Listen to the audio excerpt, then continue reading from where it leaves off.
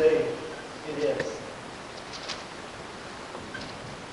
The day to celebrate Easter Sunday or Resurrection Sunday. You can find in the Bible Matthew chapter 28. The title of the message today is going to be called the Witness or the Witnesses. And we're going to be looking at Matthew 28 and some other verses. Today is the day we celebrate in the Christian faith the resurrection of Christ. As I get excited and I get kind of amped up or ramped up or pumped up, whatever you want to call it, I think of an enemy that we have, Satan, how he wants to rob our joy or steal our joy. How there's so many different theories that Christ really didn't die, that his disciples stole the body and this and that. The only reason they're doing it is trying to justify their actions. It's one of the reasons why I do it, because if there is no Christ, if there is no resurrection, then it really doesn't matter how we are. We can be moral citizens or we can do whatever we want to do. I think about the battle that's been waged for years. It goes all the way back to the Old Testament, Genesis, when Satan was introduced in the garden. Satan attempted to have Eve. They sinned. And you don't have to turn with me. I just want to read these verses here. Genesis 3, 14 and 15. With this battle, and with sin, God gave punishment to Adam and Eve and to the serpent or Satan. And this is what God had to say to the serpent that is cursed above all beasts. The Lord God said unto the serpent, because thou hast done this, thou art cursed above all cattle, above every beast in the field. Upon thy belly shalt thou go, and the dust shalt thou eat all the days of thy life. And I will put enmity between thee and the woman, and between thy seed and her seed. It shall bruise thy head, and thou shalt bruise his heel. Satan couldn't wait to get Christ to the cross. Satan thought if he could get this Jesus Christ to the cross, that he would put him to Jesus. But all he did was just bruise the heel of Jesus Christ. And when Christ died and resurrected, he stomped on the head of Satan. Some other verses I want to look at before we get into the text of Matthew. One of my favorite parts to look at of Jesus is the Lamb of God. There's just something about the Lamb of God. And I take you back to Genesis 22, 8, or 7, 8, and 13, and Isaac spake unto Abraham his father. He said, my father, and he said, here I am, my son. And he said, behold the fire and wood, and where is the lamb for a burnt offering? And Abraham said, my son, God will provide himself a lamb for a burnt offering. So they went both of them together. And Abraham lifted up his eyes and looked, and behold, a ram caught in a thicket by his horns. And Abraham went and took the ram and offered him up for a joint offering in the stead of his son. God will provide. God will provide, and once and for all, there would have to be the sacrifice for sins. For going against God's will, there would have to be an ultimate sacrifice. And that sacrifice would be his son, Jesus Christ. Jesus was sent into this world because God loved the world so much that he sent his only begotten Son. Whosoever believes in him shall not perish, and have everlasting life. But to accomplish that, Jesus had to die. Look with me in Matthew 1:21, the reason why Jesus was born in the first place, and he should bring forth. And she shall bring forth a son, and they shall call his name Jesus, for he shall save his people from their sins. Save his people, those that believe in him, those that have chosen to forsake sin and turn their lives to Jesus Christ. He will save them from the penalty of sin, which is death. John 1:10, 12 through 12 says this, He was in the world. The world was made Him, and the world knew Him not. He came unto His own, and His own received Him not. But as many as received Him, to them He gave the power to become the sons of God, even to them that believe on His name. His own people reject Him. And anybody that comes to Him, He gives the right to become children of God.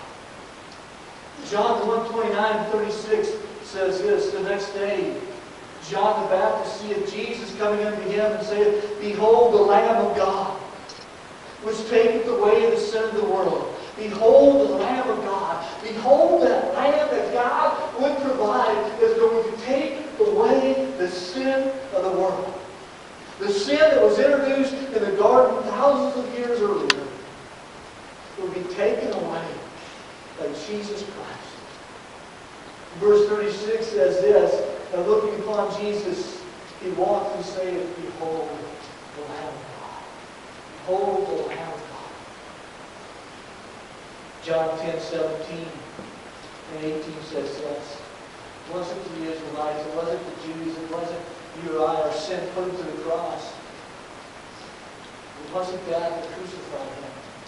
This is what Jesus says in John 10:17-18. Therefore doeth my Father love me, because I laid down my life, that I might take it again. No man taketh it from me, but I lay it down of myself. I have power to lay it down, and I have power to take it again. This commandment I have received of my Father. He fulfilled the Father's will by laying down His life. He could have stopped it. He could have sent angels to intercede, but He had to do it for you and I. Matthew 16:21-17-23, Jesus foretells His death. I wonder what it must have been like for the disciples to be there, to be in the scene, and this man that they gave up everything to start the fall talks about His death. Some thought He was crazy or said, no, can't do that.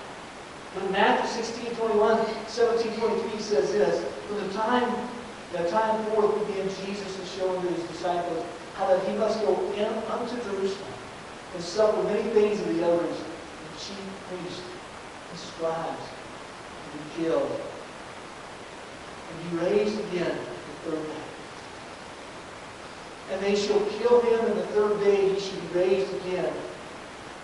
And they were exceedingly sorry.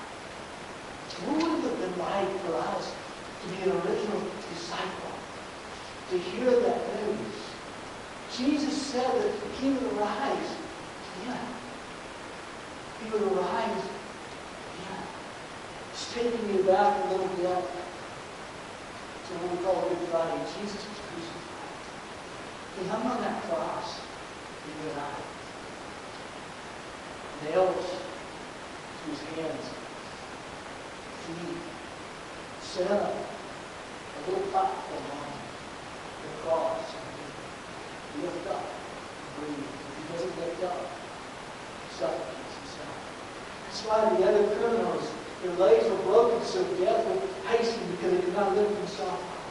Jesus was beaten, He was whipped, He was spat upon, and a crown on the thorns put upon His head.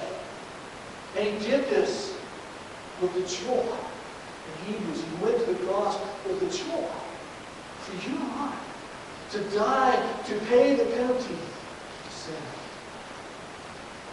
He was taken down, He was wrapped up in a clean linen cloth, and then He was laid into a new tomb. And then a great stone was put in front of the tomb. A great stone. A great stone. We'll pick up the story. Let us read the first 10 verses. And then we'll get into the witnesses. This is a quick, moving 7-point sermon today. The resurrection of Jesus Christ. Starting Matthew 28, verse 1, on the end of the Sabbath, as it began to dawn toward the first day of the week, came Mary Magdalene and the other Mary to see the tomb. And behold, there was a great earthquake, for the angel of the Lord descended from the heaven and came and rolled back the stone from the door and sat upon it. His countenance was like lightning, and his raiment white as snow. And for fear of him, the keepers did shake, became as dead. And the angel answered and said unto the woman, Fear not, yet for I know that ye seek Jesus which was crucified. He is not here, for he is risen. As he said, Come and see the place where the Lord lay, and go quickly to tell his disciples that he is risen from the dead. Behold, he goes before you into Galilee. And there ye shall see him. Lo, I have told you. And they departed quickly from the tomb. With fear and great joy, they run to bring his disciples word. As they went to tell the disciples, behold, Jesus met them, saying, All I know. And they came and held him by the feet and worshipped him. Then Jesus said unto them, Be not afraid, go and tell my brethren that they go into Galilee, and there they shall see him. The first point of this 740 sermon is the empty grave, the empty tomb. Why was Mary going to the tomb in the first place? She's going to put spices on it, according to Mark 16. It's kind of the equivalent of us decorating with flowers. She's going to anoint the body of Jesus. She took another Mary with her. It must have been, at least if I was there, I would have been thinking, how can I get this great stone moved away? How would I get inside of the tomb? How would I get inside of that? The end of the Sabbath, as it began to dawn toward the first of the day of the week. The end of the Sabbath starts on Friday at sundown, or sunset, and goes from Saturday to sunset. We sometimes get confused of figuring the math for the 3 days that Jesus lay in the tomb, but according to Jewish idiom, any part of the day is considered a day. So if he was in there a little bit on Friday, and Saturday, and Sunday, it's equivalent to 3 days. And notice, the end of the Sabbath, they went. Stop for a minute to think that the Sabbath was what? Created for rest. God created the heavens and the earth and everything in it in 6 days and rested on the seventh. And on the Sabbath day, Jesus Christ rested in the grave. And on the new day, the beginning of the week, he arose to start something new and fresh. Something that he foretold that he would come out of the grave. You know, the greatest thing about serving Jesus Christ is that he's not still in the grave. He's not a dead man, he's alive. Mary, this other Mary, came to the grave, came to the tomb. And in verse 2, behold, there was a great earthquake, for the angel of the Lord descended from heaven and came and rolled back the stone from the door and sat upon it. Jesus didn't need the angel to come down and roll away the stone. The stone had to be rolled away so Mary and others could get into the tomb. Jesus is God. Jesus is all-powerful. He didn't need somebody to roll away the tomb. Most scholars will tell you that Jesus was already gone when the earthquake happened. But it solved the problem for Mary that the stone would be removed by a great earthquake, by angels. Didn't ever kind of get your fancy to realize that his birth was announced by angels? And then the resurrection, you have angels. Yet, the mouthpiece of God. The stone was rolled, and he sat upon it. Verse 3, his countenance was like lightning and rain, white as snow. For the fear of him, the keepers did shake, and became dead. Became as dead. Ironically, became as dead. They shook with fear of what was happening. Ironic in the sense that they were